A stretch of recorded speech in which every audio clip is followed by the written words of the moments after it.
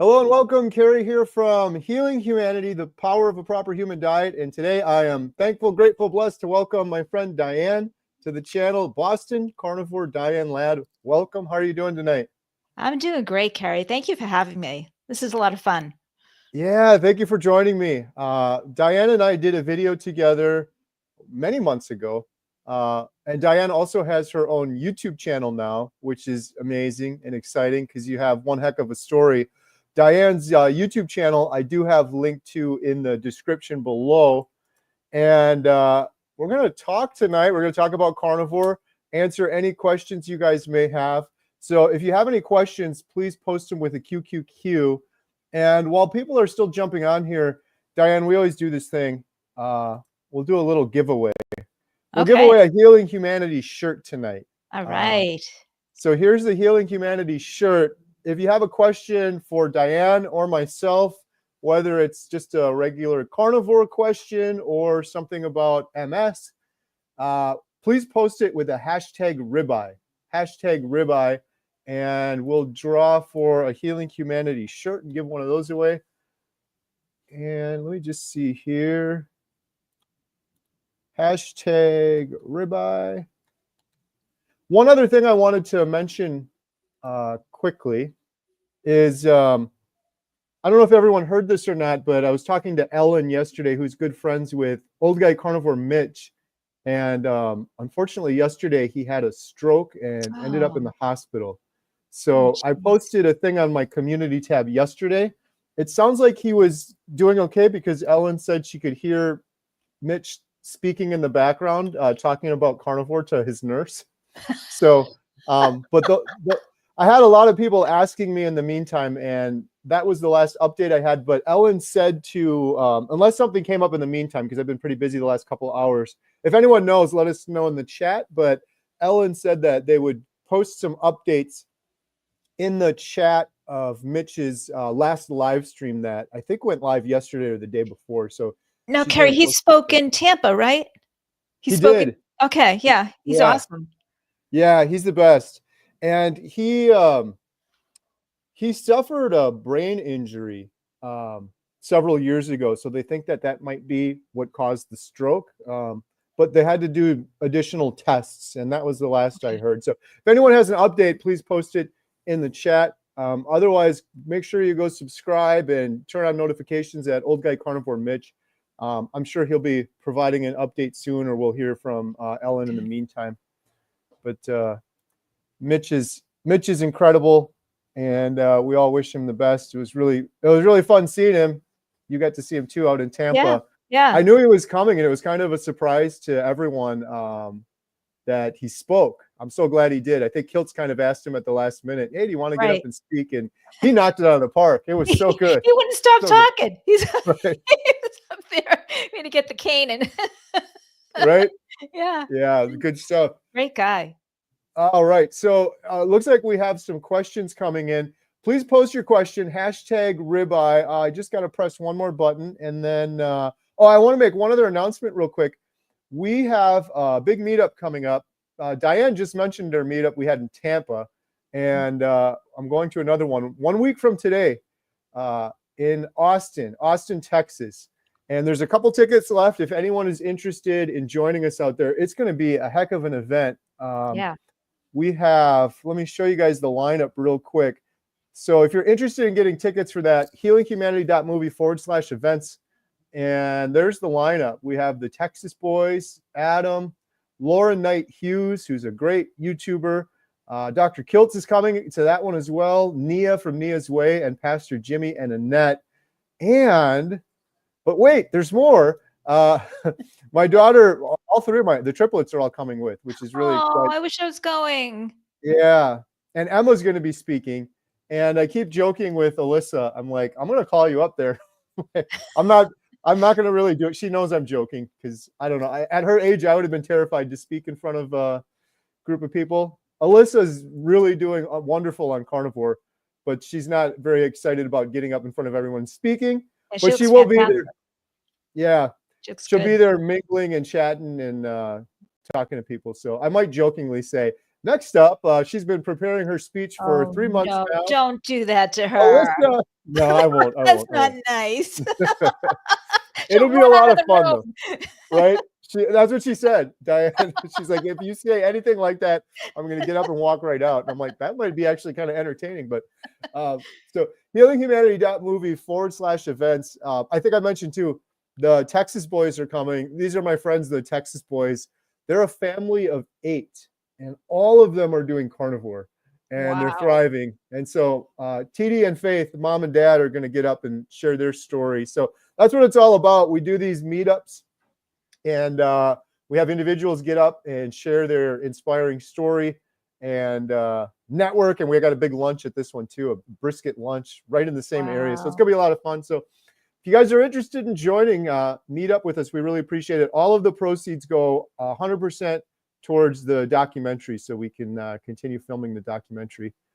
So with that said, Diane, thank you so much for joining me. Like I said, you guys all got to go subscribe to Diane's YouTube channel. We were talking about it at our last meetup in Tampa. It's relatively new, but you've got your own incredible story. You've told your story before on my channel, but would you mind just briefly, just for people that aren't familiar with your story, giving us a little bit of background? I'll give you some high points or low points. It's a long story. So 9 years ago, almost to the day, I was diagnosed with MS. And it was right at a time when I was starting my own business, getting going. So, you know, it was really tough, and it was more of the idea of it that was tough rather than the symptoms. The symptoms are troubling. You know, I had symptoms of speech issues. I had symptoms of dizziness and balance issues. But the whole idea of this being a progressive disease, there is no cure for it. There are medications for it, but the medications do not cure it. And that was the most upsetting thing. And went to the doctor every 6 months, took the medications, and it wasn't until 2022 that it really hit me hard. And I had like a sudden downturn of extreme fatigue where I had to close my practice and I had to stay home. I was slowly becoming disabled, and it was very, very scary. So that lasted for like a year and a half until I found Carnivore. And I found Carnivore. My carniversary, Kerry, is next week, the 5th. Oh, So nice. it'll be 1 year on Carnivore on March 5th. But I started it. Yeah, I started listening to videos on probably around the January 1st of 2024. But it took me 3 months. It took me 3 months to wrap my head around giving up. See, I was always eating pretty healthy. I didn't eat a lot of carbohydrates. I was basically doing keto for a while to see if that would help, and it helped a little bit. But I couldn't put my head around giving up the vegetables, and why would that be healthy? And I struggled with that for a good 3 months. So I understand your wife, Jen. I understand how she was with that because it's a tough thing to wrap your head around, right? So since then, I've been kind of applying what I know as a mental health therapist to this thing, and I call that stage 1.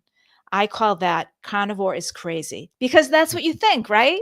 You Yep. think this crazy thing of eating just meat and butter and eggs, and it's going to make me healthy, where they told me those things weren't healthy. So I struggled for 3 months. And then on March 5th, 2024, I made the decision that I was going to try it because you know what? I wasn't healthy. They were saying it's going to make you unhealthy if you eat that stuff, but I wasn't healthy, Kerry. So why not give it a try? I tried it for 30 days, and that was a year ago. And really, after 3 weeks, I started feeling the difference. It was totally amazing.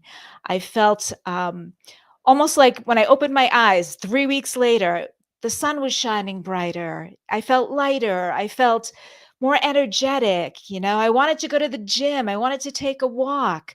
Whereas those things were a struggle like the day before. It was instant, 3 weeks. So I call them carnivore gifts, and the carnivore gifts kept on giving. Day after day, I kept on getting more relief. I was feeling more balanced. I was feeling less dizzy. I was feeling like I wanted to talk to people and socialize. I was feeling there's this syndrome called Atov syndrome that comes along with MS, and where you cannot go out in the heat and you feel very fatigued when you go in the heat. It went away one day. I'm out there walking in 85-degree weather and I'm feeling fine. So these gifts kept on giving every single day, so much to the fact that if I didn't write them down, I wouldn't remember how I felt. And even to this day, I'll say to my husband, "Was I really that sick? Am I just faking it?" Because you forget, you feel so good and that feels normal. So if you don't take time to remember where you came from, where you're going, it's easy to just dismiss it. So that's my story in a nutshell. So I love it. You know what's so interesting? I didn't realize your timing, but Jen is right behind you. I know she is. We were I was just talking cheering about this, her. I was cheering her from the sidelines. I was right? like, Jen. She's March 22nd, so a couple days Yeah, behind you, week or so behind you. yeah. Wow. What has it been like for you mentioned your husband. Is he kind of like amazed by this, or what is it He what has it is. been like from his perspective? He is. He's very supportive. He's amazed, and he's not entirely carnivore, but he's really, really, really close. He's keto. Like every once in a while, he'll have a vegetable, but really, he eats what I cook, which is really nice because I don't. I'm not going to cook. I'm not going to cook vegetables. I'm sorry, I'm not going to do it. So, so I'm glad I that draw the line there as well. yeah. So no, he's amazed. He is he backs me up when I talk about it, because I think people hear me and they look at him like, really? And he's like, yeah, it's true. It's all true, you know? Um, and I'm so happy that I have him, that he took this journey along with me and he knows at my sickest what I was. He was with me at all the doctor's appointments. He was with me when I was sitting on the recliner day after day after day and just like, I can't get up, I can't get up, I can't get up. And just feeling like, um, I don't know, Kerry, it's like someone has their hands on your shoulders and they're pushing you down, and just to get up and move around is so, so difficult. And it's hard. It's hard. And Mm. I feel so deeply for people who feel that way. And I know that MS isn't the only autoimmune disease that has symptoms like that. Most autoimmune disease have a fatigue component that if you tell someone you're fatigued, I don't think they understand it unless they have been there. They're like, "Oh yeah, I was tired. I'm tired." But it's totally different. Right. Here's a question. Can Diane talk about the stages of MS diagnosis and where she was when she got her diagnosis, like how far along? How far along? So when I was diagnosed, the main symptom that I was having, believe it or not, was I was having trouble speaking. It's kind of like God got me right where I, what I love to do, right? So not God, but something got me right where it hurts, and I would go to speak and I would get like a numbness on my tongue and in my lips. And I was doing pretty well. At the time I was going to school full time at BC, getting my degree in social work. So I was getting up early. I was doing a lot. I was doing more than I ever did. But it was that one symptom that was very troubling. And that's why I went to the doctor. And that was in 2014. So they were supposed to watch it. He said, let's just watch this and take another MRI in 8 months. So it wasn't until 2 years that I was diagnosed with it. But during that time, I also had dizziness.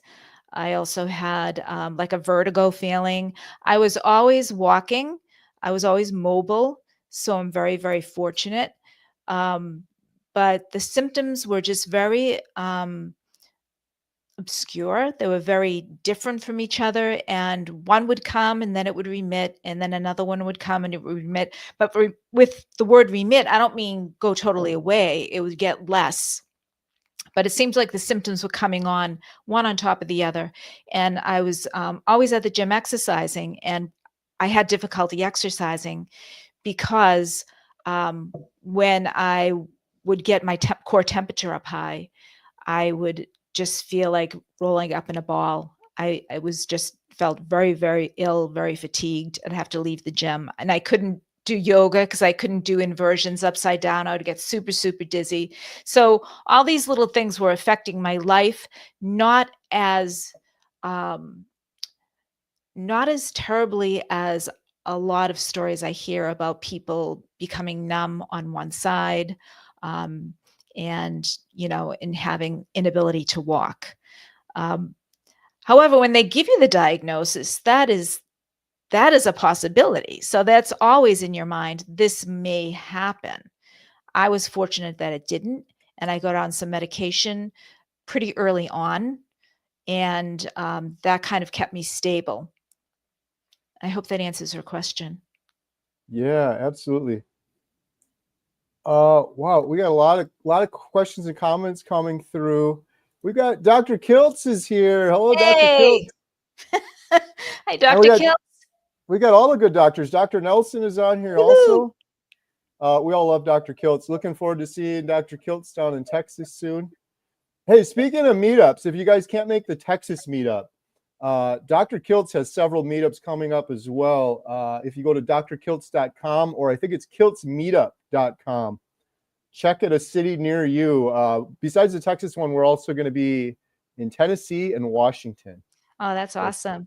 And there is a Boston meetup on the horizon somewhere. Yes. Yeah. I don't think we've officially announced it, but Right? yes. I'm just giving you a hint. It's just Yes. a little teaser. Right. So everyone check that healinghumanity.movie/events, because I think this week we're going to be making some big updates to that as well. That's great. There's more and more being added. It's exciting. And if someone hasn't been to a meetup, I'm here to vouch that they are amazing. I've been to 2. I went to Wisconsin to meet Kerry. I had to meet this guy. I was like, I got to meet this guy. And I went there. I met him. I met Dr. Kiltz, and so many people, and everyone was so warm, so friendly, so energized. It's just an amazing electric atmosphere. Yeah. And then when it was really cold here in Boston and they said, it's going to be one in Tampa, I'm like, I've got to go. I've got to go someplace warm. I'm going to Tampa. And I met everyone in Tampa, and it was like meeting old friends. Yeah. It's the most amazing thing that you guys are doing. It's wonderful. Oh, I appreciate it. It was so nice seeing you in Little Montello, right here where I am right now. know. Little Montello movie I theater. know. I took a picture of myself outside your theater. I was like, oh. And then in Tampa too was awesome. There's something about it. I always feel like I'm overhyping it, but I don't think I am. And I'm not just saying our meetups, just any carnivore meetup. I always try to put my finger on it, Diane, and I think it's I heard Nia, who's speaking at the next one. I think Nia was talking about this after the last meetup. She said something like, you're in a room with people that have all been through something very difficult. I think there's camaraderie when you're in in that situation. People that have overcome something really, really hard. There's something to it. I don't know. The energy. It's just like you said. It's like you're in a group of old friends or something. You walk in. I was like, "Hey, Diane's here! Yeah." Everyone's happy. Everyone's excited. It's good stuff. I'm hooked on them. Jen's been talking about doing another one here. She really is excited about this more now after going to the one in Tampa. So she's gung-ho. It's interesting because Dante and his wife Katie came, and afterwards Katie's all fired up now too. Which is great. Yeah. She did a video with Dante the other day. She was on our live stream on Thursday, and similarly, Jen's getting more fired up too. And she's like, maybe I'll just arrange a meetup at Montello Theater. I'm like, yeah, do it. There you go. That'd be awesome. That'd be a lot of fun. So There's a lot in Wisconsin. There's a lot of carnivores in Wisconsin. yeah, and you know Carnivore what's crazy? country. There's so many more that have been coming to the theater, and it's interesting because some of them, the one that you attended was amazing, but we also did one other one before that, and it was we did it completely for free, and it was more like keto carnivore, interested in losing weight. Like the doors open to anyone, and we actually had several people come in that they were overweight and they didn't know why, and some of them knew a little bit about keto, but some of those people have actually become carnivore and still come back to the theater now. There's Wow. regulars. It's crazy. I Oh, never would that's have thought, because something. we're in a town of 1,400 here. It's like a really small town. Yeah. But we've several people that come in that are carnivore now, and it's so much fun talking to them. There's this Oh, one that's lady that awesome. came in. She gave me a cookie cutter, and I'm like, wow. And it's shaped like this. So it's the Dr. Berry finger cookie cutter. And she's like, you could put meat in it and make like a meatloaf, Yeah. like Dr. Berry finger. I'm like, that is the most awesome and unique gift ever. Thank you. So, all right. So Andrea is asking, is there a meetup in Boston in May or June? Well, there is a meetup in Boston eventually. I'm trying to remember when the I date think was. I don't know. they're shooting for the end of June. I'm End of working on it June. with Alia and a couple of other people. Stay So tuned. stay tuned. We're shooting. I think the tentative date, if I'm allowed to say it, is June 28th. June 28th. All right. Tentatively. So we're working on speakers and working on finding a place to have it and all of that. So there's a lot to it. But Boston, man, maybe yeah. he's so busy, but the first thing I think of is have Professor Thomas Seyfried. That would be Yes. an Yes, me amazing too. speaker to come out. Thomas Seyfried, Georgia Eade, Chris Yes, her Palmer, too. Her, wow. Nick One, Norwitz. Nick Norwitz. all of them All would from be amazing. Bostonian. Any one of them. Oh, Yeah. I forgot. Dr. E Yeah. two's up there. Oh, she's incredible. We had her on our membership site the other day on Wednesday night. And I love her from the beginning because depression, anxiety is just a big Right. part of my story. And when she wrote that book, but she came on our Wednesday night expert Q&A that we have on healinghumanity.life for the members.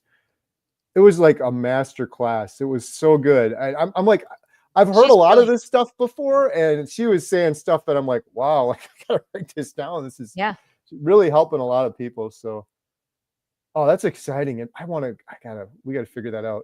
Yep. There's a lot of meetups coming up. That's gonna be great. Adam and I were there a couple months ago. I'm trying to remember what it was, to film Professor Seyfried, which was just surreal. I can't wait to share that story with everyone in the documentary. I know. We got a couple new members, Fort Bacon, love the name, and Love it. NM. Thank you for your membership. All of the proceeds we get from memberships go towards the documentary. Patty asked if there's any update on Mitch. I mentioned that earlier, but I'll check in the chat. I'm sure if there was any other updates, people will be mentioning it in the chat. Speaking of meetups, Pa Beater is going to be in our Yuma, Tennessee meetup, which is in April. And that is on the healinghumanity.movie/events page. Wow. And there's a possibility, I shouldn't say this, but there's a possibility that Dr. Berry might be there as well. Dr. Kiltz is going to be there. Oh, wow. So it could be a pretty big one. We're working on the logistics of that one. We're going to be filming Dr. Berry as one of the final interviews, wrapping up filming the documentary. So, all right, we've got a couple questions here still. Michelle is asking, how come I can't lose any weight on carnivore? I've got my sugar down well, but my body won't lose weight.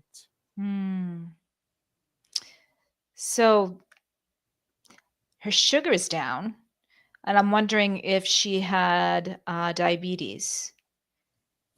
So I know that when your body is healing, that the weight comes after that. Yeah.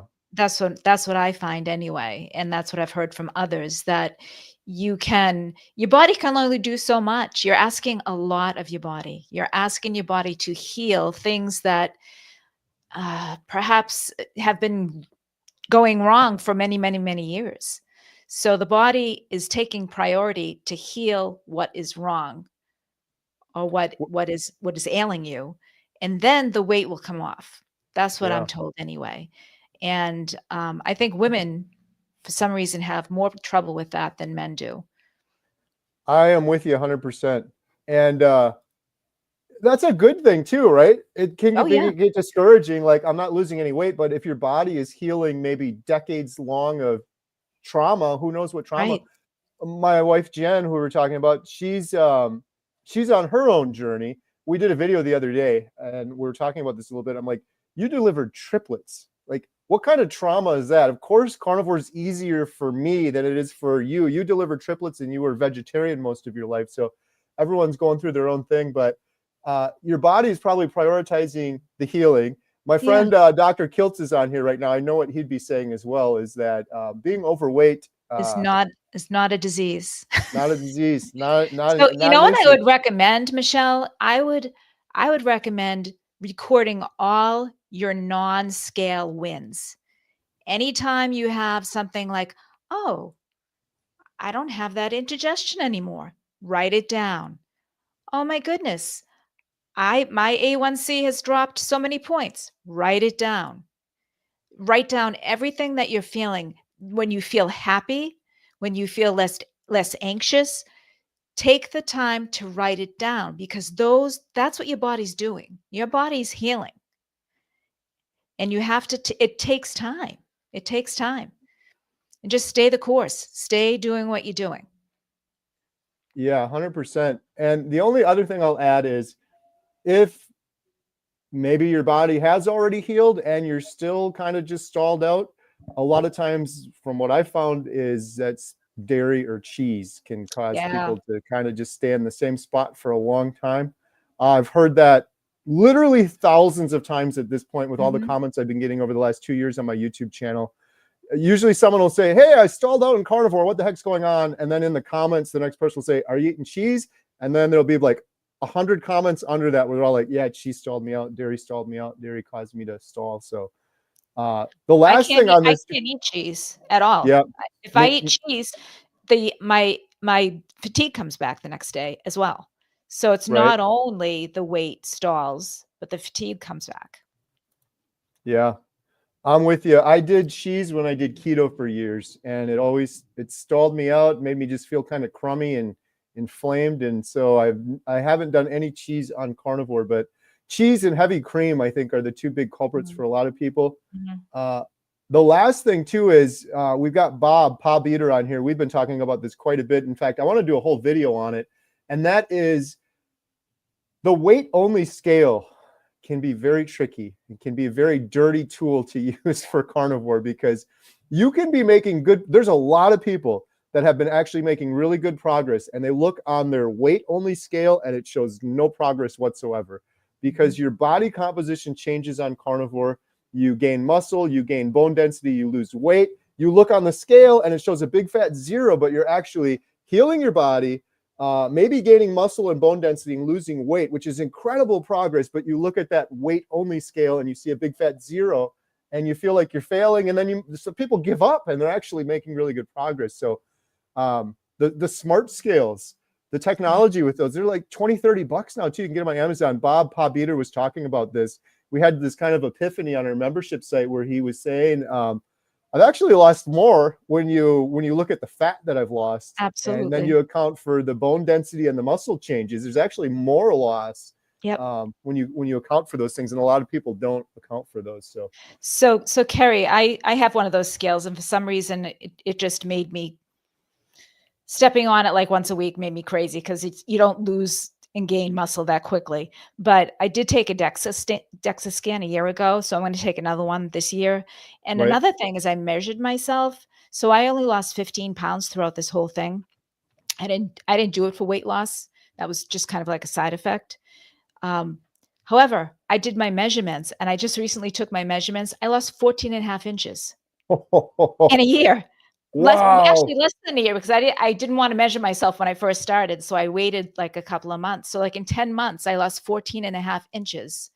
So, I have to have been gained muscle and lost fat, and if I just went by the scale and didn't put my non-scale wins, write them down, I would be so discouraged. but once I measured myself, I was like, whoa, now I feel better.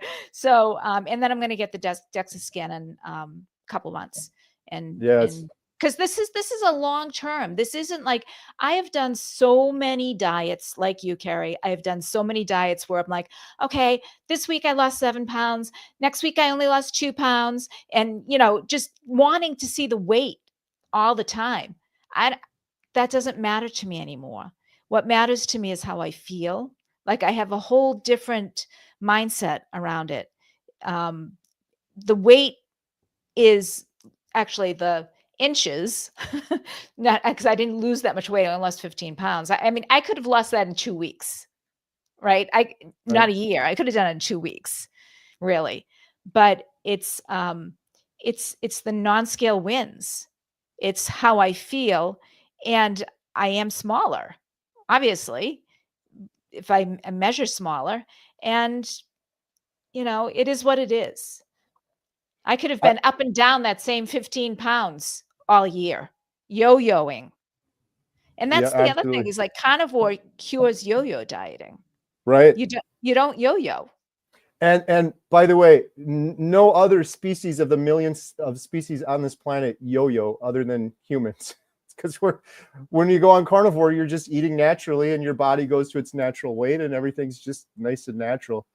That's really awesome about the inches that you lost and that you measured it. That's advice I give to everyone, and it's advice I didn't take and I wish I would have. Is you can get one of those little tape measures for a couple bucks, like $3, $4 on Amazon, and it's so much more encouraging doing it that way. I bet you Michelle probably has lost inches as well, but it's not reflecting on that weight only scale. So I went back to my records, and I started measuring myself when I had already lost 7 pounds. So I only lost 7 or 8 pounds, 8 pounds and 14 inches. So that's got to be fat loss and muscle gain. Right. It's encouraging for all the new carnivores out there if they take our advice. I'm like, man, if I could go back with some of this advice that we're giving people now, have your important why, write down specifically, and measure other things like inches or a smart scale versus a regular scale. I think will help a lot of people out. All right. That was Michelle's question. John, we're getting lots of meetup questions tonight. Will there be a meetup in Ireland someday? Ooh. Someday. I'd love to say for sure, but we don't have anything in the immediate future planned for there. We were out in the UK, and Dr. Kiltz amazingly flew all the way out to the UK to come to our UK meetup. But John, when we get the documentary launched, we're planning on touring hopefully all over the world, and premiering it and doing a meetup in different cities everywhere. So hopefully we can get back out there at some point. We keep telling people too, John and anyone else listening that's fired up, like, hey, do a meetup in my city. If you have boots on the ground and maybe you do little local meetups, connect with us. You can go to healinghumanity.movie. There's a little contact form. That we're totally game to do it. The hardest part of doing these meetups, and I'm so thankful for Carnivore Brothers Ashley, who's been organizing all of our meetups. So it's like a full-time job, the logistics and trying to figure all of this out. It's really hard if you don't have someone in the area, like finding a good location. Is this going to work out? Traffic, parking, all of that stuff. So let us know, John, if you've got a contingent of carnivores out there and boots on the ground. We're definitely interested. Who's Your Carnivore said, let's get Diane over 1,000 subs. She's at 594. Yeah, let's go. Click on Diane's channel. There's a link in the description. That would be so cool. He made an announcement in Tampa. He was sitting right next to me, and he stood up. Nice. Thanks, Brett. Hey, I'm all for it. Like, everyone go subscribe. The link is in the description below. These stories are so powerful, and Diane, your story is so powerful. I can't imagine being diagnosed with MS and what people are going through when they get that diagnosis. And then I almost look at it similar to cancer. A lot of people are diagnosed with cancer or MS or some of these things. I feel like if that were me, I would feel hopeless.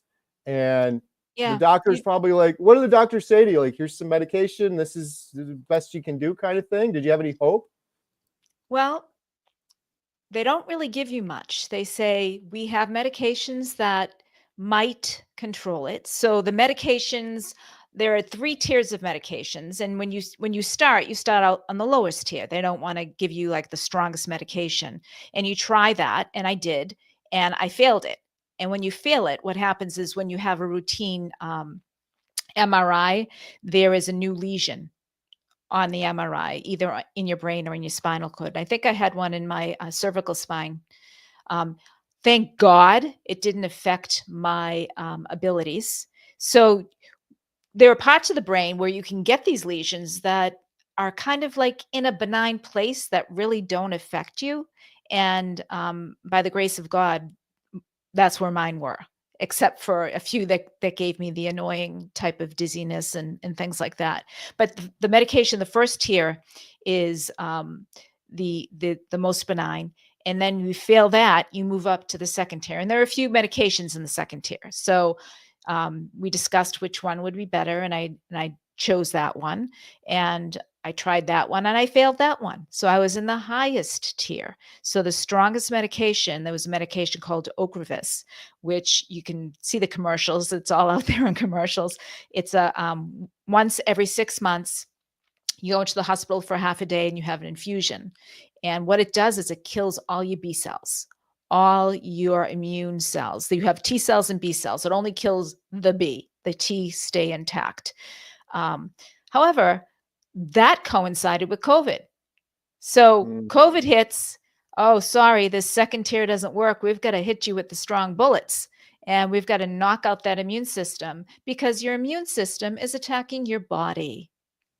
So you got to knock it out. So what kind of thought is that? Like, I don't believe that it's true. Like they still say that your immune system is attacking your body. Why would my immune system do that? Right? I believe it's all metabolic, and Dr. Anthony Chafee is there as well. And in fact, I am in a study. There are 12 people in this study, and they're studying us to see the effects of the carnivore diet on MS. So Mm. I'm very grateful to have seen him speak about that, and I sent him an email, and I'm in the study now. There are some movers and shakers, people that we know they're also involved with it, and so stay tuned. It's a preliminary study, because there are no studies on this. So what happens in the scientific world is that you have to do these initial studies where you take people and you just study them in the effects of what's going on, so that other studies can use that to cite when they do studies. So this is like starting from step one. Right. And unfortunately, as many people know, the big studies that cost a tremendous amount of money to do, for these scientists to work on for sometimes years, it costs a lot of money, and mostly the drug companies pay for them. So when you've got a study based on a diet, who pays for it? You need a donor. You need someone to fund this, and that's why there's not a lot of studies on the carnivore diet, because no drug company is going to pay to study the carnivore diet, right? So these are it's beginning, it's starting, it's slow. I've seen some studies on the ketogenic diet on MS, and they're studying blood sugar levels in the brain, and how the brain, like how they're talking about Alzheimer's being a type 3 diabetes. Mm. They're finding that a lot of other things with the brain, like autism, like MS, like Parkinson's, there is a metabolic component, just like there is with Alzheimer's. So there is an insulin resistance of the brain.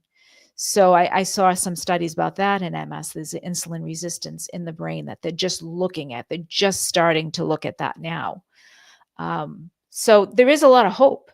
I mean, I'm certainly hopeful, because I decided to follow this. My mission now is to get the word out, to get enough people that know about it. I didn't know about it. No one told me about it. The doctor doesn't tell you about it. And I just want to I want to help people. I want to help people to learn about it and to make their own mind, to make their own decision. Everyone decides what they're going to eat every Right. single day. Everything you put in your mouth, it's a decision. If you have a reason to decide to eat this way because you want to feel well, I mean, I think that's a gift to know about it. If you don't know about it, you're not going to do it. Yes. I love that, Diane. I share the same passion with the mental health component of this, the depression. I had no idea in a million years that the depression and all of these silly pills that I was on for so Yeah. long, I thought it was chemical imbalance in my brain. Never in a million years would I have thought this is my food I'm eating. Oh, wow, that's even more impressive. Yeah. So just like you said, it's the same thing for me. I'm not saying like, hey, everybody, you got to do carnivore, but people that have mental health issues, depression, anxiety, people that are diagnosed with MS, cancer, type 2 diabetes, it's like a lot of people don't know that this is even a viable option. Right. I never in a million years would have thought it was even an option. So um, I have a question for you though. So I keep asking everyone this. I interviewed Dr. Westman not too long ago Mhm. and Dr. Tony Hampton. We were talking about type 2 diabetes, and the question is, would type 2 diabetes even exist if everyone was eating a proper human diet? And That's so a I good guess question. so I guess my question is the same for you. I know you're not a doctor, you're kind of going through this yourself, but in terms of MS, do you think MS would even exist if everyone was eating a proper human diet? That is a very good question. It's possible that it would exist, but probably not, it wouldn't have the numbers that it has today. And I don't know. I can't, and and part of me doesn't blame sugar 100%. I think it's the seed oils and sugar combination. That's what's in my own mind, is that we're kind of being poisoned by these things that were not around 100 years ago, right? They weren't here. Right. Or maybe they were just starting 100 years ago. So for the past 100 years, we've been eating a substance, and it's in everything, that is not compatible with the human body. We never ingested it before, and they're finding that what it's doing is you're making your cell membranes from these fats, because that's what your cell membranes are, as fat. So the fat that you eat, you digest and you make your body with it. The protein and the fat that you eat, you're making your body with. So you're making your double layer of membrane for each cell in your body from seed oils, if that's the only oils you're ingesting. Right. So you're turning yourself into something that you weren't meant to be. And So I don't know, escape is from it natural. right? So you've got the seed oils and then the extreme sugar bombs that we're eating. We were meant to eat sugar in the summer when the little teeny bitty apple, this big, ripened, and it really Right. wasn't that sweet. No, it didn't taste too good. Or, maybe the squash that you had, or the little garden you had, and you ate, these carbohydrates, and maybe you made a little bread because you had a little flour, or you made a little dessert, and you would eat it at the end of the summers to get you through that long, cold winter where you're starving. And you'd go into ketosis and you'd be fasting all winter, and you'd have, maybe some ham hocks in your basement that were drying since September. I don't know. We didn't eat like this. We didn't have these superstores that we could go and fill our carts overflowing with every single thing we could ever want in the whole entire world. All Yeah. these. I mean, I don't know if I ever saw a kiwi until I was an adult. I don't think that was even a thing, Right. right? So we have too many choices. Yeah. And the crazy thing is how us carnivores see it differently now. But it's funny, just some of the things you're saying right now. Jen and I earlier today, I just ran into the grocery store quick and grabbed a couple things, and I came out and I'm just like, I know all this already. I got to shut up because I talk about it too much. But it's like, it's just amazing to me that all of humanity has been completely fooled to believe food is something other than food is something other than what it's intended. Like it's for sustenance and energy. But every single person in that grocery store believes it's for entertainment and pleasure. And you got to have this, you got to have that, you got to have this. And carts just heaping with science experiment foods, like you said to your point earlier, that we've never consumed ever the history of man. And everyone's like, oh, it's just fine. And it's so funny to me. And then you and I talk about carnivore and like, you're going to die. That's crazy. And meanwhile, they're fully inflamed eating these crazy seed oils and food dyes and sugar and all this garbage. My husband and I were this afternoon going to the gym, and we went by a Whole Foods, and it's like down this little hill where we were driving by, and I'm like, oh, all those poor people disillusioned getting their organic vegetables thinking they're healthy. Right? My husband goes, you've become such a cynic. It's so funny. It's so funny you said that, because that was literally pretty much what I was saying in the car to Jen afterwards. That's why I'm laughing.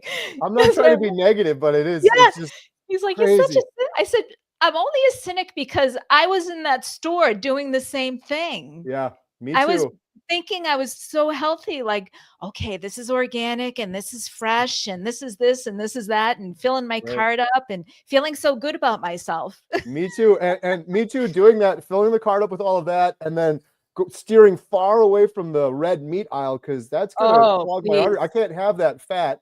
And what happened a couple months after that, I had my gallbladder removed. Because why was that happening? Because I wasn't eating fat, because I was demonizing meat and fat, and your gallbladder needs fat to function. It's like, it's so crazy how backwards things are. But hey, this is awesome conversation. We got a super chat. Let's see what Omar has here. 10-pound super chat. Thank you for that. Every penny we get from those goes towards the documentary. Omar says, I got diagnosed with motor neuron disease. My right hand and voice has been affected. I've now been on carnivore for just over 1 month to heal my nerves. How long did it take you to heal your MS?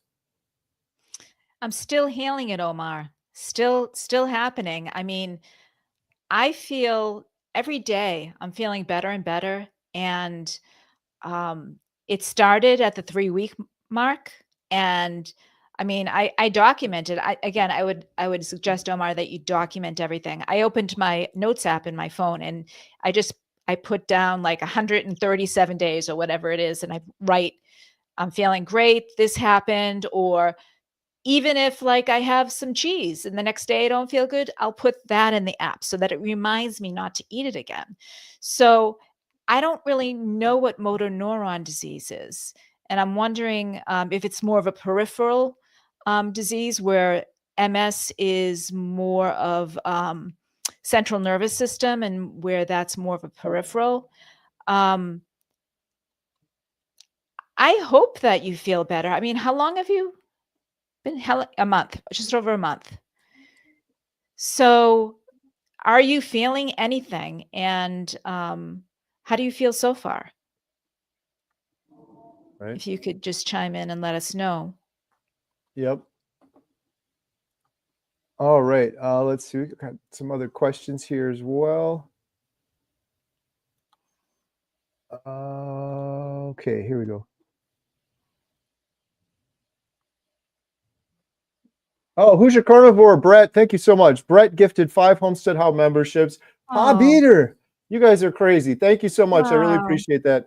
All the money we get from those goes towards the documentary. We've been doing members-only live streams on Thursdays. I got a question. I have a great idea for North Carolina. If you come here, Kelly Hogan as well as Dr. Westman, and then Dr. Barry's not that far in the neighboring state of Tennessee. I hope it happens. That would be awesome. We did a meetup in South Carolina. We'll have to get out in that area at some point.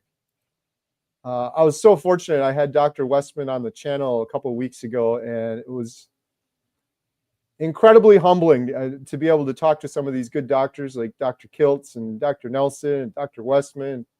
So Dr. Westman's been doing low carb since the Atkins days, like way back, right? He knew Atkins, and he actually wrote the second Atkins book. That's what I heard. Yeah, that's amazing. He's incredible, and I really, if you guys aren't watching Dr. Westman's YouTube channel, I recommend it. He does reaction videos, and he's more advocating for keto. So some carnivore people are like, he's a little bit more, but if you listen to him lately or the interview I did with him, he's like all for carnivore. He's you know, coming to carnivore a little bit more, I've been noticing. He was he is. mostly keto. What it is this, and it makes sense. He said, Kerry, keto is so safe, right? Like hundreds of, like 100 years ago, they were using keto to treat kids with epilepsy. Like there's all sorts of studies that keto is so safe. He's like, where he works right now, if he says the word keto, he still runs into people where he's like, isn't that dangerous? And he's just like, oh, like how many times do I got to explain this? How many studies do we have to show? So he's like, Kerry, imagine when I say the word carnivore now, if I can barely get the word keto out of my lips and people are fearing. So he's kind of got to work within those constraints, but he meets people where they are. And he was telling me he's got a lot of people that, yeah, they do keto with a little bit of vegetables and they still have stomach issues. They still have depression. They still have inflammation. It's like, well, let's remove that and see what happens. And they're doing carnivore. So, right. But so meeting people where they are and going little by little. Exactly. Yeah. And I was talking to him too. And I'm like, I obviously am pretty passionate about carnivore, but I said to him, I'm like, carnivore is keto. It's just the stricter version of keto. And had I never found keto, I don't know that I'd be doing carnivore right now. Carnivore was already insane to me, but in my head, I'm like, oh, that's just really strict keto. And I've done keto before. This is just next level. So I think so many people have found carnivore through keto. It's like kind of a baby step towards it. Keto's great. As Dr. Kilt says, keto's great. Carnivore heals. Right. So, if I was on keto for a while, and I think keto is easier to cheat on too. It's more of a diet, so you can go on it and off of it. But when you're on carnivore, for some reason, it's just a lifestyle. It becomes a way of eating. It becomes how you eat rather than a diet. That was my big epiphany and my argument. I did a little, it wasn't really an argument. It was a friendly conversation, but my argument to Dr. Westman was just that. I said, Dr. Westman, I love keto. I don't think I would have found carnivore without it, but I failed and went down this path on keto for years, even though it helped me, because I'm addicted to carbs and sugar. And on keto, I'm trying to moderate that addiction. Like an alcoholic saying, oh, just on Saturday, I'm going to drink a little bit of beer every single Saturday. And you end up relapsing over and over and over again.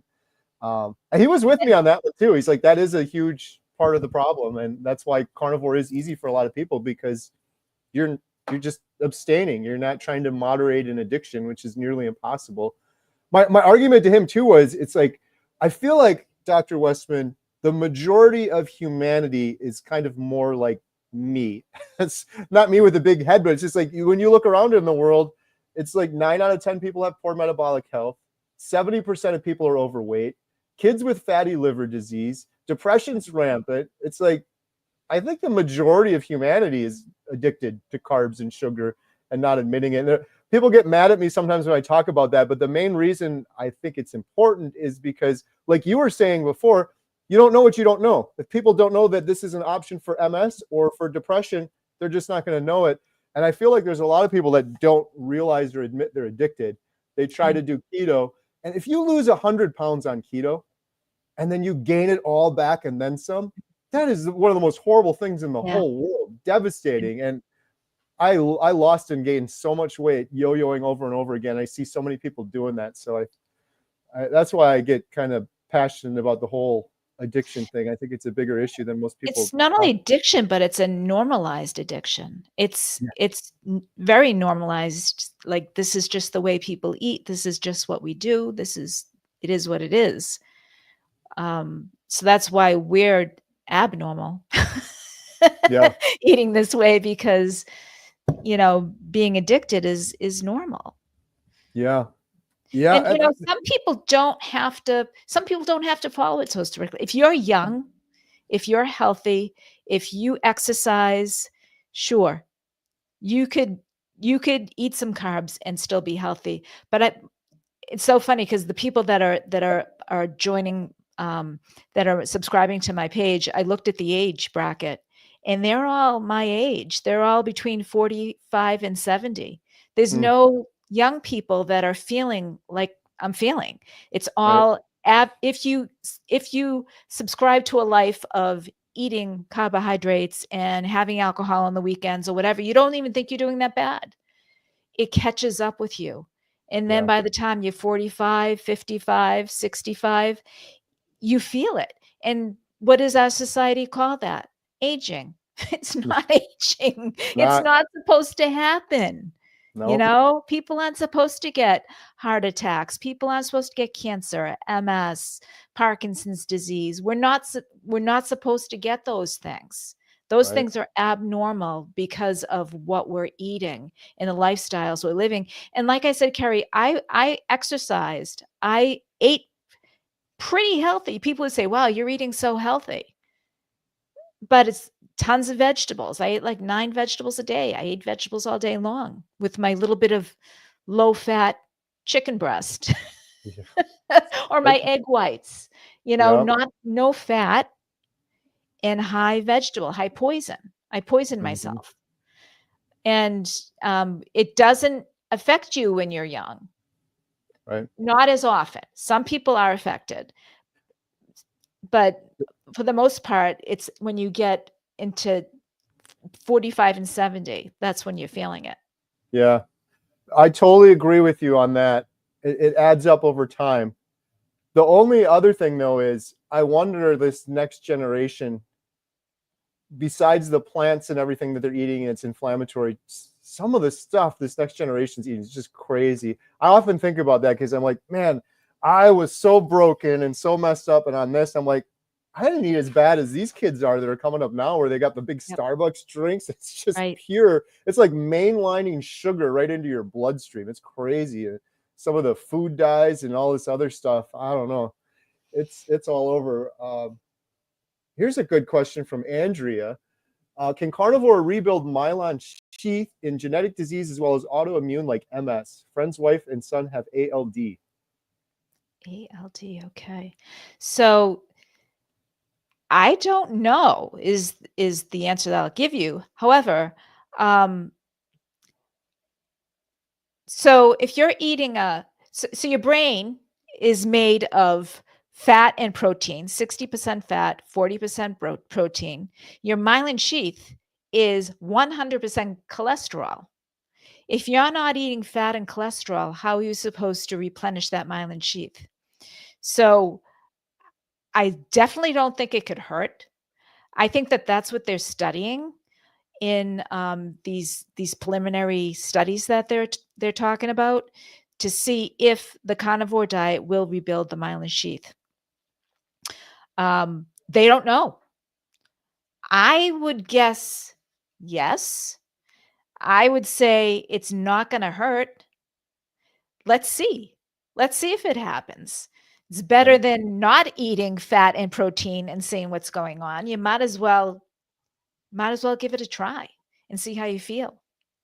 That's been one of the biggest things I learned for this as well. Is everyone tries carnivore for one reason, and every single one of the people that does that, there's like 20 other things that happen inevitably.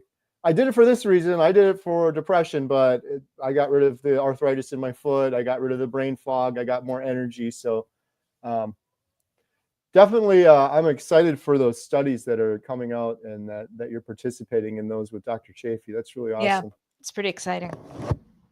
Omar has a follow-up super chat. Thank you, Omar. I have more energy, but I still have difficulty speaking. 3 Okay. weeks in, my right hand started twitching. Not sure if that is recovery or something else. That's exciting. So That 3 week thing. You mentioned 3 weeks yes, too. I keep that's hearing why 3 I weeks. think it's something, because all my healing started in 3 weeks. So is your hand, poor guy, I don't want to ask him again. I'm wondering if his hand is twitching from not moving. Like, was he unable to move his hand and then it started twitching? Which that would be, I think, I'm not a doctor, but I think that would be a good thing. Right? Right. Yeah. Omar, maybe if you have more info, but I guess the only other thing I'd say is stick with it. Yeah. You said you were a month into it and you're already seeing some results. It's More energy is huge. More energy is huge. You need Yep. energy to get through your day. That's the biggest thing I hear on carnivore too, is people have more energy, their sleep improves. When your sleep improves, your immune system is stronger. There's all sorts of downstream effects from it. You're getting rid of inflammation in your body, which everybody should be worried about. So you're a month into it, which is great, but I would keep going for sure. You're already seeing some really good results. Right. All right. Let's see. John is saying, question, could University Concert Hall be a suitable venue in Limerick, Ireland for a meetup? Possibly. I don't know. That's fun. boots on the ground. Set it up and let us know. I'm interested. Bob Eater is going to be in our Yuma, Tennessee meetup. That's going to be a lot of fun seeing you there, Bob. Dr. Kiltz is back live Sunday, 10 a.m. Eastern and 5 a.m. Monday. Woohoo! So did I hear something about Diane going on with Dr. Kiltz? I will be going on with Dr. Kiltz in April. Yeah. April. Yeah. Or is that the 5 a.m. one? No, I already did 5 a.m. with him. You did the 5 early. Okay. Now it's not 5 a.m. It's Nice. Regular time. Later in the day. Nice. Actually, it wasn't that bad. It was a lot of fun. It was. Yeah. Then you had the rest of the day. Well. I was like wired. Dr. Kilt's energy to wake you up in the morning. Yeah. I have been catching more and more of the 5 a.m. Meetups, which are live streams that Dr. Kiltz does, which is crazy to me. Never before would I have been into something like that, up that early. That's 4 a.m. for you. Yeah. Wow. Yep. There's quite a few of them where I'm up and I'm like, oh, what are you going to do? All right, well, Dr. Kiltz is on. Let's go. There you go. Always so much good energy to start the day off. I had this quote. I don't know if I have it here. I like this quote. You are the average of the 5 people you spend the most time with. So love it. Waking up in the morning and the first person you spend time with is Dr. Kiltz at 4 or 5 a.m. in the morning. That incredible energy out there healing people. Doesn't get any better than that. Yeah. All right. Anna said, I've never believed that the immune system attacks itself in any autoimmune condition. That's a lot of what Dr. Chafee's been talking about more and more recently as well. Yes. You say those things too, and then it's just like, yeah, I mean, that just makes sense, right? Why would it do that? Yeah, I was 50 years old when I was diagnosed, and I just had this feeling like I've been working on my self-esteem so much. I've been working on myself and being kind to myself and all of that. And then all of a sudden my immune system attacks myself. Really? Right? My body's attacking myself. My mind had been attacking myself my entire life. And I'm like, okay, mind, done. And then my body, I can't believe that is true. It can't be. I think that there's something, perhaps, I mean, because Dr. Chafee says that, like, for when people can't eat gluten and they have celiac disease, the body is trying to attack the gluten because they consider the gluten to be an invader. So it's like the gut gets caught in the crossfire. So I'm wondering if something's happening with maybe the myelin sheath is being remade with all these poisonous seed oils rather than pure cholesterol, because you don't have cholesterol. And so then the body says, this is an invader. I'm going to attack it. That was the thought. That was my carnivore thought that I had, that perhaps the body's trying to do you a favor by getting rid of this substance that's not real. Right. Yeah. There's so many things like that. That makes me think of that other one where, okay, I'm doing carnivore. I fixed my metabolic health. Everything is better. But for some reason, there's this assumption that you're a ticking time bomb and your heart's going to explode and you're going to have a heart attack. Right. So, because of cholesterol, because your LDL is high. Everything else got into better than optimal range. Yeah, every single blood perfect count is perfect or better, but that LDL went up a little high. So, yeah, you better get rid of that diet because it's bad for you. Right. It's another one of those things where you start scratching your head afterwards. Like, this makes no sense. Literally, I'm eating this food and it's good for every single part of my body, but for some unknown reason, it's just, my heart's going to explode. I get that comment from a lot of people too. You're a ticking time bomb. And I'm like, I reversed my congestive heart failure. I'm no longer on high blood pressure medication. My irregular heartbeat's gone. I feel incredible. I can stand up without getting dizzy anymore, but okay, any second now, it's just going to blow up and I'm going to die. I'm like, I'll take the risk. Well, I think it's a Swiss study that studied people who, I think it's a longevity study, and that people had more instances of longevity when they had higher LDL. And Yeah. It's like everything we discover is the opposite of what we were told. Completely opposite. Yeah. The higher it'll turn higher around eventually. Right. Yeah. It takes some time. I've jokingly said this before, but it's really true. It's like if I would have just done the opposite of everything the people I trusted and the doctors told me, I would have been so much more healthier. Right. Don't eat meat, only eat vegetables, swap it. So the trouble is it takes 20 years for things that are found in studies to translate to clinical practice. So they're starting to find this stuff out. So 20 years down the road, they'll find out, oh yeah, maybe they won't say, oh, I'm sorry, you should be eating meat, but because they won't admit that they're wrong, but they might say, oh, we're finding that people who eat, like, you're going to start saying it. They're going to start talking about, having a higher fat. They've already done that with butter and margarine. Remember, margarine was king. And now, nobody eats margarine, I hope. They're starting to know I still have a couple family members actually that do, which blows my mind. Not my immediate family, extended family. They didn't get the memo. No. I saw it in a family member's refrigerator and I threw it in the garbage. You did? Yeah. They're like, where's my margarine? Yeah. Well, how much more is it for a stick of butter? Come on. I'm like, I'll buy you a little bit of butter to get you through the week. It's a mental block. Yeah. They think it's healthy. And a lot of them, like to your point earlier with the addiction, it's normal. And that's why I always say to people, like, if you're addicted, you shouldn't have any shame. Like, we're born into this. Like, we're born into giving sugar and carbs, and it's every single treat, it's every single holiday. There's nothing to be ashamed about.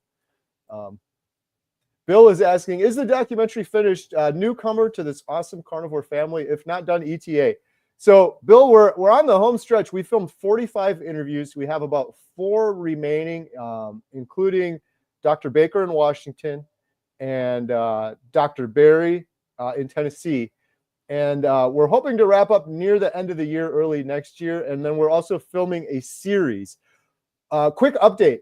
This is exciting. So the series that we've talked about quite a bit, there'll be a whole episode on type 2 diabetes, a whole episode on aging, a whole episode on cancer, autoimmune disorders.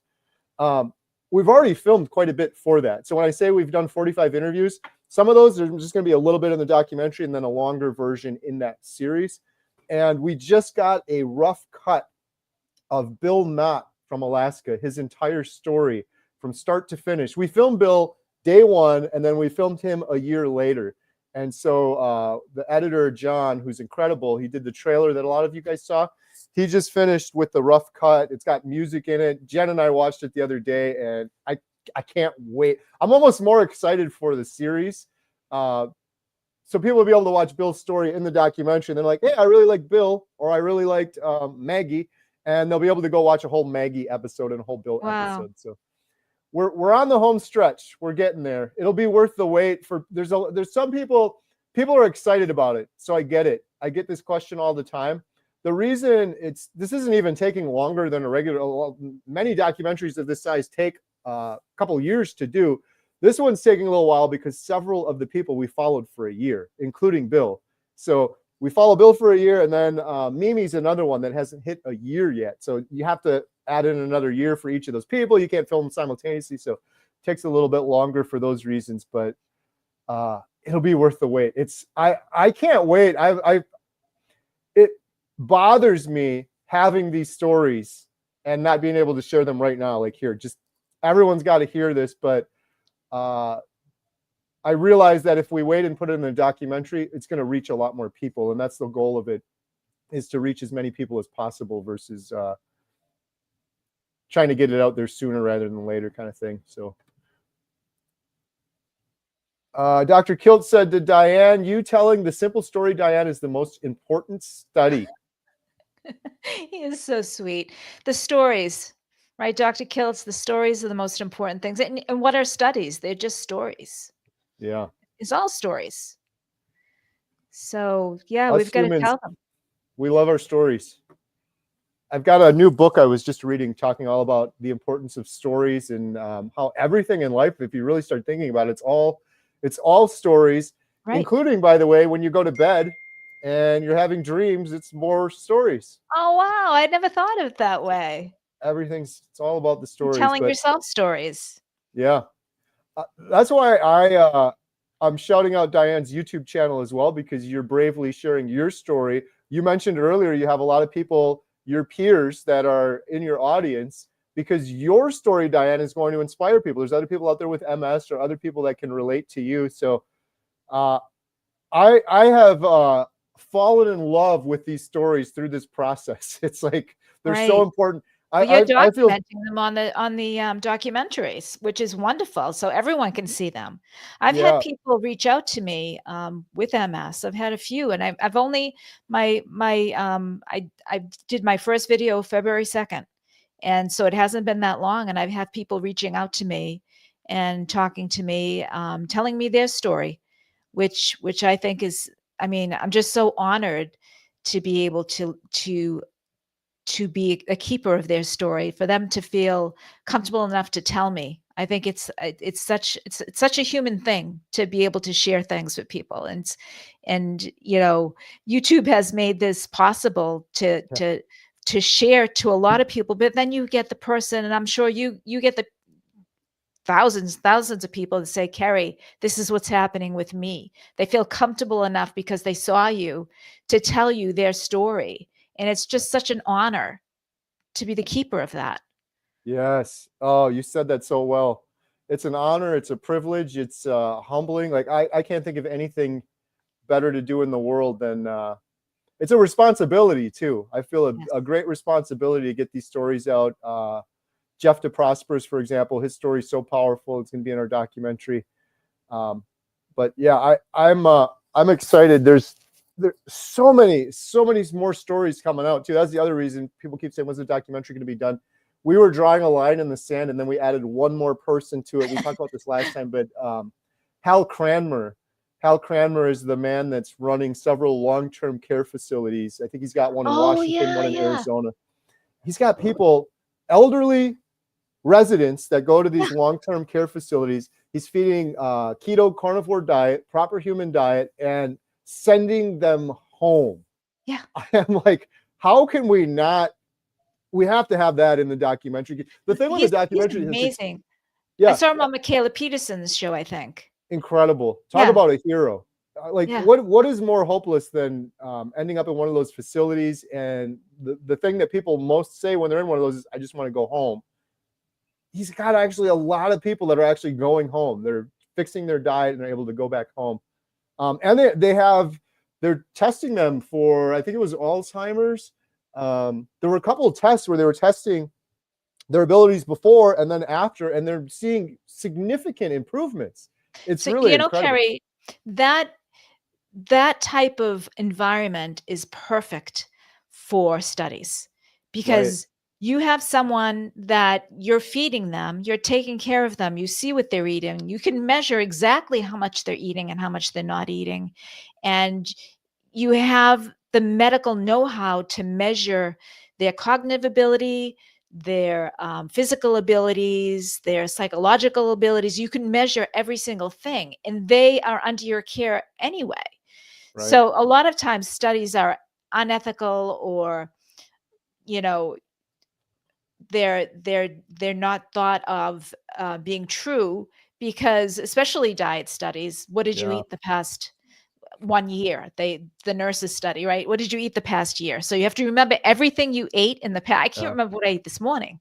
I And I know, gotta and we're remember carnivore, right? We should be able to yeah, remember we're we eat the carnivore. We same can't things remember. every day, Yeah. right? So It's such garbage. It's such garbage science, those studies. But you're right. This is a very controlled it's way to very do it. controlled. It's a perfect environment to be able to measure the outcomes too, because you've got the it's a medical facility. You can Right. measure all that. So I really, when I heard his story, I was like, that is amazing. I'm glad he's in the documentary, because that's perfect. I'm so glad too, because a big component in the documentary, it's different health issues, like type 2 diabetes or depression, mental health. But I'm like, who can't relate to aging? Everyone thinks about aging, or they have a parent or a grandparent. And so I think everyone can relate to that. Plus, I just think it's such an important story to get out there. It's like these are the most vulnerable in our society that we need to take care of, and a lot of them are ending up in these homes and unnecessarily. It breaks my heart. In particular, my grandfather on my dad's side worked his whole life, oftentimes 2 jobs, and got to retirement age and retired and had a massive stroke, paralyzed on half of his body for the rest of his life, mobility issues, and didn't live very long after that. And I'm like, if he was just eating a proper human diet this whole time, it wouldn't happen. It wouldn't happen. Speaking of some of these things, John is asking, does a proper human diet help with Parkinson's? Yep. My later mom had Parkinson's and found out too late to suggest that mom eat only meat. Yes. Mimi's one example I have in our documentary. Mimi was diagnosed with full-blown Parkinson's and been in remission for several years and is thriving. She's going to be in our documentary. Mimi Morgan, you can look her up. She's been on my channel, Dr. Chafee's channel, and a couple others. And I think Hal, too, that we just mentioned, I think he's got some folks with Parkinson's that have been seeing improvements eating a carnivore diet. So what I mentioned about the brain being insulin resistant, this happens, they're finding out, in Parkinson's disease. So they call it, and I heard this term and looked it up and started reading a bunch of studies from Dr. Ben Bickman. He talks about hypometabolism. So when hypo meaning low, metabolism. So your brain is not getting energy because it's insulin resistant. It's the insulin is it's being blocked. Like you if you were eating sugar your whole life, you're on the sugar metabolism route, right? So you've got keto and you've got sugar.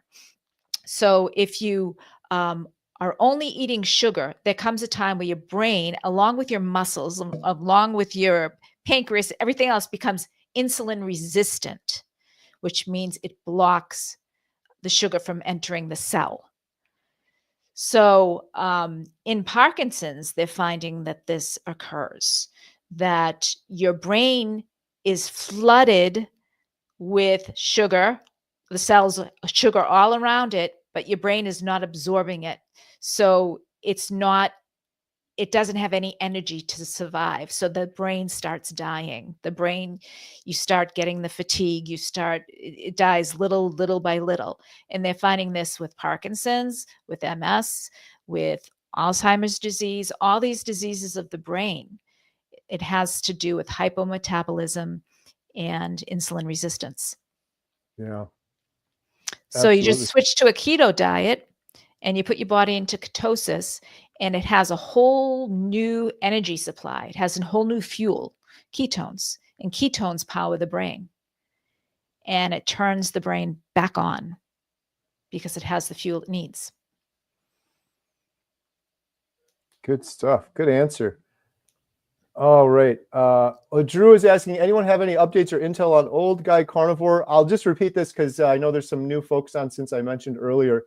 I encourage everyone to go to Mitch's channel, Old Guy Carnivore, on YouTube. And the last live stream he did, Ellen has been, she posted an update, and any updates that'll be coming will be coming there. But you can go over there and leave some comments and give Mitch some love. Yeah, so Old Guy Carnivore on YouTube. Sign up, subscribe to his channel, hit notifications, and then you'll be the first to know when he jumps back on.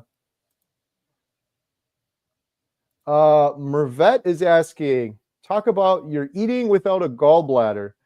I think that's for me. Do you have your gallbladder still, Diane? I still have my gallbladder, yes. Okay. Yeah, so I don't have a gallbladder and I'm just fine. I think when I did keto for a while, I tried like ox bile when I started eating a lot of fat, but I didn't need to continue to do that. And I will tell you this, there's so many people that are carnivore that don't have gallbladders. My wife, Jen, doesn't have a gallbladder. Wow, okay. My friend Lynn, no gallbladder. It's So kind of funny. Do you have a hard time metabolizing fat? Because I heard that that's the worry, right? Is that you're not going to have the gall coming out of the gallbladder to metabolize the fat. Exactly. Yeah, that's the concern. Some people have a little bit of issue with it, but everyone seems to adapt. And sometimes it takes a little bit of baby steps. Sometimes people have to do ox bile for a little while, but it's like I've talked to so many people now that don't have a gallbladder, and most of them, it's like, yeah, I did the ox bile for like 2 weeks, 3 weeks, eased into the fat a little bit. If I have too much, I end up in the bathroom, but I think that's the case for most anyone. But Yep. I wouldn't even be able to tell you like I'm doing anything different. I just feel like all my other carnivore friends that do have a gallbladder. The only thing that bothers me is the difference between rendered fat. So if I have like melted butter, Yep. don't do too well with that versus I have having a cold gallbladder butter. and I can't do it that well either. Yeah, so So that might I not even be a wonder, gallbladder thing.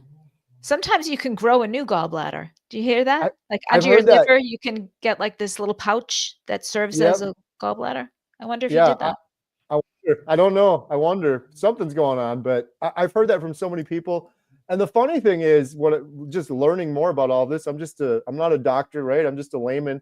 Uh, I don't know how all these organs and stuff work, but we mentioned this earlier, the fact that, so I think the reason so many of us carnivores don't have a gallbladder anymore is because we were eating the wrong foods our entire lives, and we Yep. were demonizing fat. We weren't eating, and that was the case for me. I was eating just like you were, Diane, what you said earlier, a little bit of protein, low fat, chicken breast, and salad, lots of vegetables. That's all I Maybe a used to little eat. rice, little brown rice.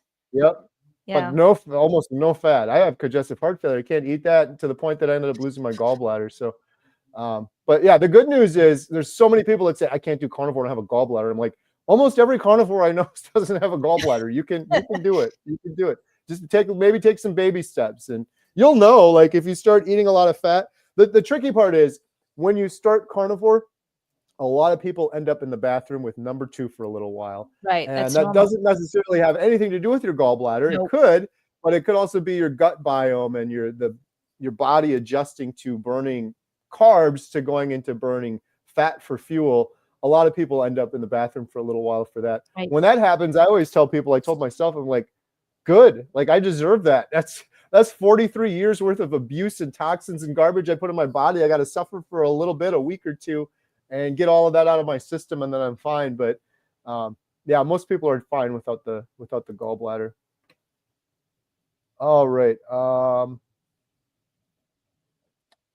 Larry said, I was diagnosed several years ago with MS. I was told to stay away from all animal fats as they would exacerbate the MS. Yeah. Since carnivore, I'm doing so much better. We'll try to find Diane's channel. Well, Lori, find it in the description. Everyone watching right now, we got 260 people on. Go in the description, click on the little link for Diane's channel, hit the subscribe button, go check out. She's got a great YouTube channel, going to inspire a lot of people. Lori, I'm so happy you found it. Thrilled. Yeah. All right. Michelle, can you explain ketosis and how to get into it while eating, or can you while eating? Yeah. So you hear about ketosis a lot with fasting. That's probably why. So carnivore is a fasting mimicking diet. So it mimics fasting because you're not eating carbohydrates. So if you're a carnivore, you're in ketosis. You can find out if you're in ketosis by measuring your ketones. They sell little strips that you can pee on and you can see if you have ketones in your urine.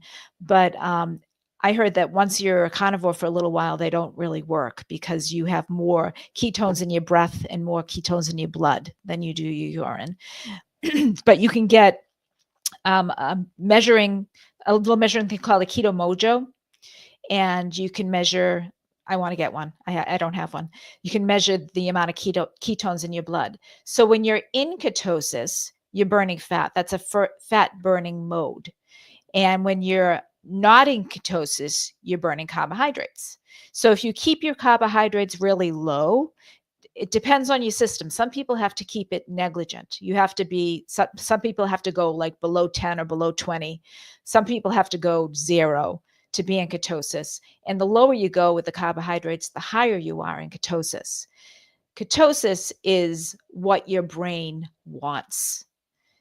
That's why carnivores are just so energetic and so happy, and the depression is gone and all that, because the sugar burning mode really kind of gunks things up. It's like if you have a car that's a hybrid that runs on gasoline and electricity, right? And once it's out of gasoline, it can then run on electricity, which is the ketones, and you fill the tank up, and now it's running on gas or carbohydrates. So you can't, you're not really, you might have a few ketones when you are carb burning, but not enough for your brain to prefer it.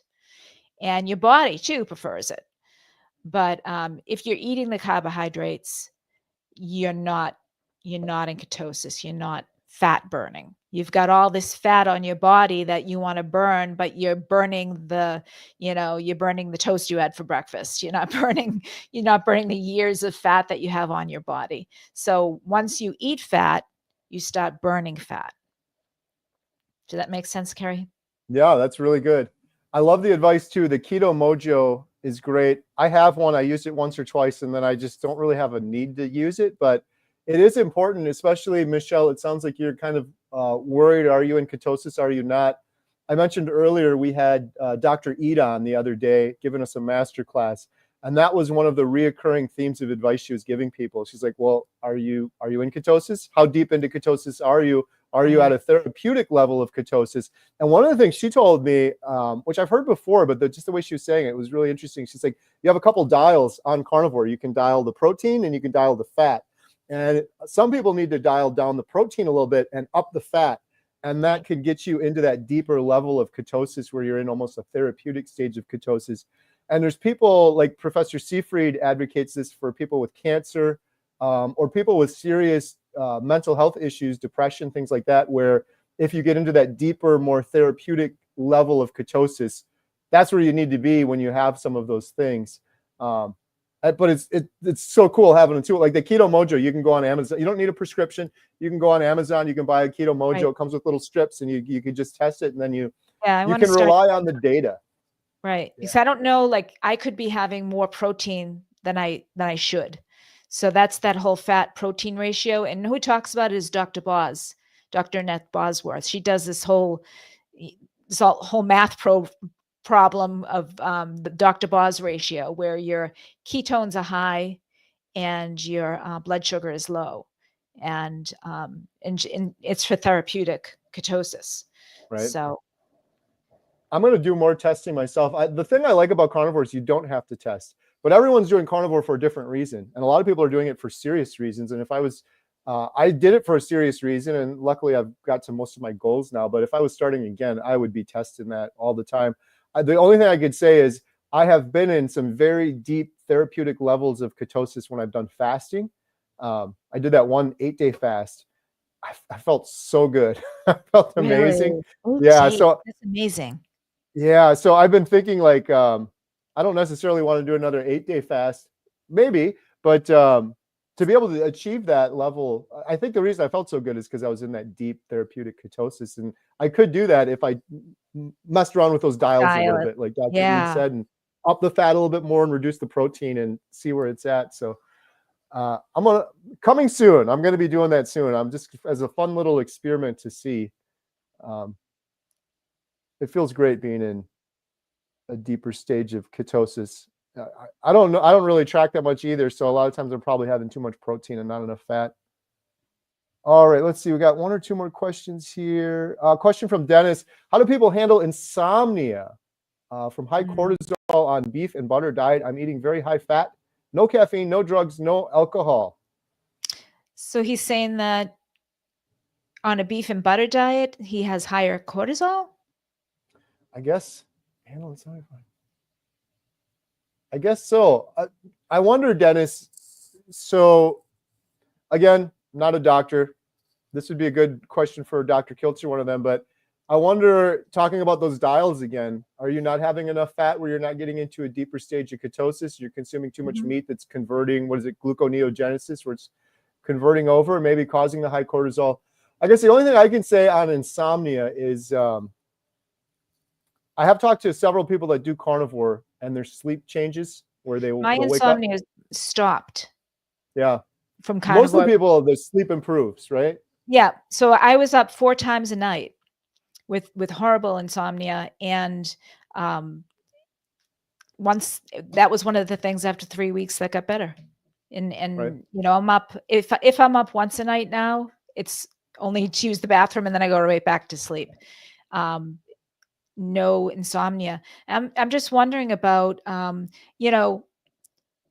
carnivore does not heal everything. Sometimes you need to work on yourself in other ways, like meditation, like, going outside, in nature, um, and also sleep hygiene at night. Do you have a set bedtime? Do you go to bed at a certain time and wake up at a certain time? Do you have a routine? Do you have and also the blue blocking glasses? They seem to help a lot of people too with insomnia. Wearing them, staying away from bright lights at night and putting the blue blockers on. So there's a lot of other things that you can do besides the carnivore diet to help with insomnia. Staying away from computers and screens and things before bed. That's another sleep hygiene tip. Getting outside, not sitting at your desk all day, getting some exercise during the day. That helps. So, and did you have insomnia before you started the carnivore diet? Right. So I don't think the beef and butter diet, it's perhaps giving you more energy. That's So what I that was would going be to a say. good Yeah. thing. And like I've you're heard, waking up earlier. So is that insomnia or are you done sleeping? right. I've heard from a lot of people, they start carnivore, and this happened to me too for a while. I wake up at 3 a.m, wide awake. And then normally I would stay up for maybe 2 hours and then I'd fall back to sleep again. And I'm not speaking for everyone. I'm only speaking for myself. But what I determined for me is it was just excess energy. Yep. Prior to this, it never happened before I was doing carnivore. And I think it was because it requires a lot of energy for the body to process the standard American diet. Even if you're eating a bunch of salads and stuff like that, processing all this roughage over and over again, Yeah. your bed hits the pillow, you fall asleep. Now you're doing carnivore, you got this excess energy. I'm really confident that was the case for me because I mentioned this on the live stream the other day, but the girls and I have been working out a lot. And every time I work out, I sleep all night. Yep. We had a period where we worked out for 7 days in a row and I missed one day. And the one day I woke up at 3 a.m. again. And I'm like, That's something. it's just energy. Yeah. I'm not saying that's for you, Dennis. Maybe it's something else, but you also mentioned cortisol. And I know stress is a big issue that can raise your cortisol. So that could be another thing. If it were me, if I were you, I would look at some of those things.